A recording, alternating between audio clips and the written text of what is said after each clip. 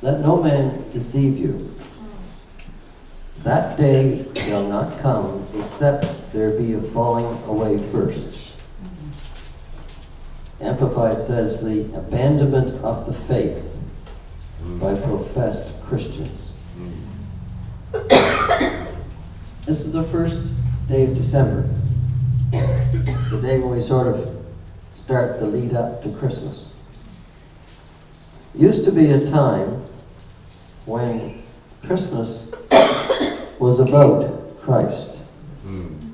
When it was about gathering with family, going to church, going to hymn sings, going to caroling, doing the things that magnified Christ.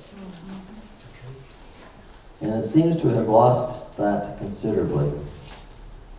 In some places, you're not even supposed to say Christmas anymore. Notice that the parade that goes by here is called the Santa Claus Parade, not the Christmas Parade. But there's still hope. Thank you, Lord. Yes. I want to read something, bring something that I read in the New York Times, November 29th, 2 days ago, from Charleston, West Virginia. A mayor there by the name of Amy Goodwin decided by herself that the usual Christmas parade in that city would now be called the Charleston Winter Parade, because she thought that this would be more inclusive for everyone. When she took office early in January of this year, she had a prayer session in which she invited people from Christian faith, Jewish faith, the Muslim faith, Hindu faith, probably others, all to pray because of inclusiveness. And she felt that this would be a way of including these people in the celebrations of this time of the year. The people of Muslim faith and the people of the Jewish faith thought this was a good idea. However, you notice that never do the people of the Jewish faith change their customs for us, or Muslims change their holidays for us, or so on. But she thought it would be a good idea. Anyway, this was her plan. This resulted in what was then known as the 72-hour Christmas war. Because you start getting backlash saying that Christmas is about Christ. Yes. A lawyer from that city, the name Mark said Christmas parade is about as inclusiveness as we can get. Many buildings now no longer allow Christmas trees in the States. And Starbucks has a saying, Merry Coffee. Not Merry Christmas. Merry Coffee. Anyway, this progressed. A number of kids started to backlash against this.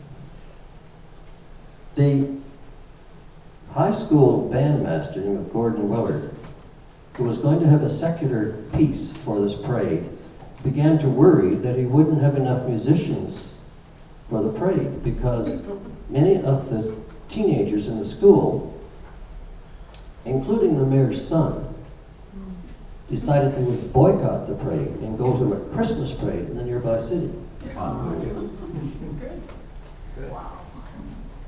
He was concerned he wouldn't have enough musicians. Then the state president of the council, Mitch Carmichael, said this: "It is clear those radicals who have no interest in our Christmas traditions or in following our U.S. Constitution, we are calling on Mrs. Goodwin and her liberal alliances to end this madness and allow our citizens to freely and openly exercise their religious right with a Christmas parade." This was taken up by the local newspaper and also by Fox News. Wow. The state attorney stated this political correctness has gone amok, with the result that they're now having a Christmas parade. That's it. What it shows is that people who offer faith, if they stand together and exercise their opinions, can make a difference. Yes. This is what I'm getting at. This is supposed to be the time when we celebrate the birth of Christ. It may not be the exact day or the exact month, but it's a day that's been designated to celebrate Christ's birthday. It's not about Santa Claus entirely. It's not about the Coca-Cola company from which the issue of Santa Claus comes. It's about Christ. It used to be a holy day, not just a holiday.